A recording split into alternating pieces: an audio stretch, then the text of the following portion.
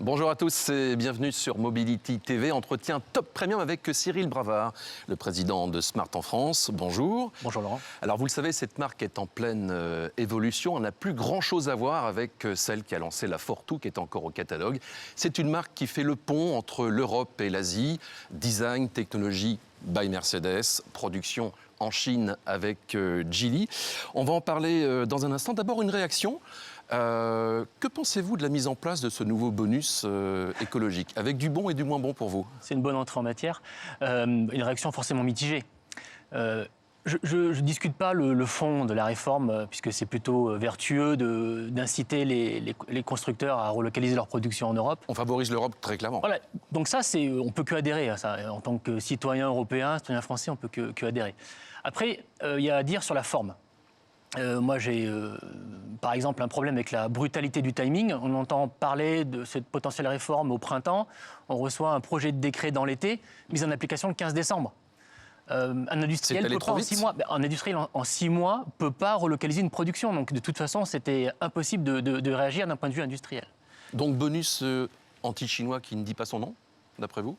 Bon, ça aurait échappé à personne, avec des victimes collatérales, des marques européennes victimes collatérales. Et ça m'embête d'autant que ça ne prend pas en compte certaines choses. Typiquement, même si on produit en Chine, notre usine est certifiée zéro émission de carbone. C'est une usine vertueuse. Oui, en tout cas, c'est une usine qui utilise une électricité verte produite par des panneaux photovoltaïques qui recouvrent l'usine. Donc ça, c'est pas pris en compte. Donc voilà, c'est très irritant, effectivement. Par contre, la Fortwo, elle, bénéficie du bonus. Oui, la Fortwo est toujours aujourd'hui produite en Lorraine, et donc elle bénéficie encore du bonus. Après, si je puis me permettre, ce qui est aussi important à la fin, c'est ce que, bonus pas bonus, c'est ce que le client, le reste à charge pour le client. Et là, heureusement, notre tarification et le jeu des remises qu'on a en ce moment permet de rester très attractif, et c'est ça encore le plus important pour les clients. À propos de cette Fortwo, qui est donc toujours produite en France, dans l'usine qui appartient maintenant à Ineos, est-ce qu'elle aura une remplaçante? Est-ce que sa carrière s'arrête prochainement? Ça, c'est la question qu'on me pose tout le temps.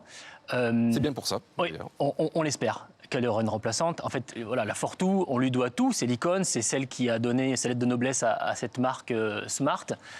Donc on y travaille. La décision n'est pas prise, pour être très transparent avec vous, mais on veut tous donner un successeur à la Fortwo dans le cadre de ce relancement de marque, cette Smart Nouvelle Génération. Donc on le souhaite tous. On y travaille fortement. D'ailleurs, il ne vous aura pas échappé qu'on a lancé la Smart #1 il y a 6 mois. On lance la Smart #3 en ce moment. Il y a un numéro qui manque.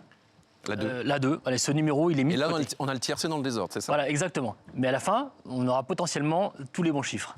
Alors justement, donc, ces nouvelles Smart, elles arrivent, elles sont plus grandes, plus premium. On va découvrir l'une d'elles en images dans un instant. Du coup, c'est quoi le positionnement finalement de cette nouvelle marque Smart? Alors, ce qui est très important, c'est de préciser que ces nouveaux modèles ne remplacent pas la Fortwo.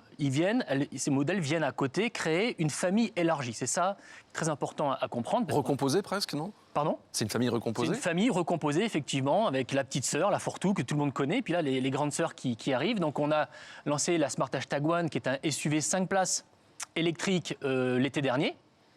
Et donc on lance en ce moment la Smart #3, qui est un SUV coupé, donc un peu plus bas, un peu plus large, un peu plus long et un peu plus dynamique, voilà, qui est également 5 places, jusqu'à 455 km d'autonomie, full électrique, puisque Smart est 100% électrique depuis 2019. Très honnêtement, quand on voit la forme, hein, ça fait premium, on dirait presque plus une Mercedes qu'une Smart. C'est plutôt un compliment, Je d'ailleurs. comprends la comparaison, et puis c'est flatteur, donc ça me va bien. Et je comprends ce que vous voulez dire. D'ailleurs, le coup de crayon, il est Mercedes. Hein. Les voitures, elles sont designées dans les studios européens par Mercedes, et elle est effectivement produite en Chine. Donc je comprends cette comparaison, y compris, on ne voit pas l'intérieur là, peut-être qu'on le verra plus tard, mais la qualité de la finition aussi à l'intérieur. Ça participe aussi au charme de cette nouvelle marque. C'est le positionnement premium. Il faut le vivre, c'est pas qu'on le déclare pas premium. La voiture, le produit est premium de par aussi ce qu'il propose. Après, il y a quand même un ADN Smart qui demeure. Moins conventionnel, plus fun, une marque très qui se branché. démarque, en quelque marque qui sorte. se démarque, exactement. On va revenir sur le nom, parce que vous l'avez dit, donc #1 ou #1, si on le fait à l'anglaise, hein, donc avec le symbole du dièse. D'ailleurs, il y a Un de nos confrères, je crois que c'est Caradisia qui avait titré Alès dièse. Je trouvais ça assez sympa dans l'idée. Donc c'est une forme de numérotation, voilà, et ça va être le cas pour chaque nouveau modèle qui va arriver, a priori. Oui, effectivement. Pas forcément dans l'ordre, comme vous l'avez noté. Mais en tous les cas, oui, chaque modèle... Si c'est comme le loto, on peut aller jusqu'à 49. Oui. On a de la marge. Effectivement. Alors, je ne sais pas si on en jusqu'à 49, mais enfin, déjà, si on va à 2, 3, 4, 5, ça sera pas mal. Donc là, on a le numéro 3, ou hashtag 3, peu importe, mais vous le prononcez comme bon vous semble. Mais voilà, on ne s'interdit pas, effectivement, de faire plus gros. On ne fera pas plus petit que la Smart Fortwo. En même temps, ça serait difficile. Compliqué, voilà. Ouais. Mais on ne s'interdit pas de faire plus gros. D'accord. Ce qui fait la différence également, ce sont ces avatars de petits animaux à l'intérieur. Ça paraît très chinois, non, dans l'approche?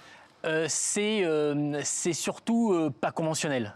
Donc, c'est vraiment l'ADN de Smart. Les designers qui font design intérieur-extérieur, mais aussi de l'interface utilisateur, ils ont voulu aussi maintenir dans cette voiture cet ADN non conventionnel de Smart. Et effectivement, l'infotainment est très typé gaming. Et ça, on ne retrouve pas ailleurs. Et il y a effectivement un avatar qui est un compagnon de route. C'est un renard malin pour la Smart Hashtag 1 et un guépard un peu plus dynamique pour la Smart Hashtag 3. Voilà, ils sont là pour vous accompagner. Vous les sollicitez ou pas d'ailleurs, hein, ils peuvent être très passifs, à vous de voir. Aucun risque de se faire attaquer? Aucun risque. A priori, jusque-là, il n'y a pas encore eu d'accident. Après, il y aura quoi? Le dragon, le tigre? Pourquoi pas? L'ours, le panda, tout imaginer.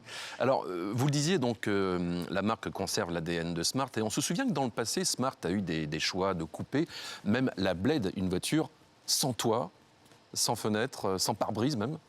Est-ce que c'est quelque chose qu'on pourrait voir réapparaître? Alors, en fait, dans l'esprit, en tout cas. Oui, on le voit déjà aujourd'hui, puisque en termes de design, ces véhicules-là, ils ne laissent pas indifférents. Il y a une vraie différence, il y a des vrais partis pris. Typiquement, l'intérieur de l'Hashtag 1 et l'Hashtag 3, c'est à contre-courant de ce qui se fait en ce moment dans les véhicules électriques, qui sont très épurés, avec juste un écran. Nous, on a pris vraiment l'opposé, avec un cockpit intérieur, avec une console centrale, avec plein de rangements. Donc ça, déjà, il y a des partis pris. Après, sur les exemples que vous prenez en compte, je ne sais pas si on verra des choses aussi tranchantes, parce qu'il faut... faire du volume, il ne faut pas oublier que ça doit répondre à un besoin client, un besoin utilisateur. Et effectivement, il y a un minimum de volume à faire pour assurer une pérennité économique. Donc bon, il y aura un intermédiaire à trouver. Mais de l'audace quand même. Exactement, c'est très bien résumé. Merci. Je vous en prie. Et pour les ambitions de la marque, est-ce que vous avez une pression qui vous est mise par l'actionnaire principal ou est-ce qu'on vous laisse un petit peu de temps pour que la marque puisse, j'allais dire, redémarrer, en tout cas se développer? Alors, il n'y a pas de pression particulière, mais enfin, la pression, limite, je me la mets tout seul, puisque moi, ce que je souhaite, c'est assurer le renouveau et relancer cette marque.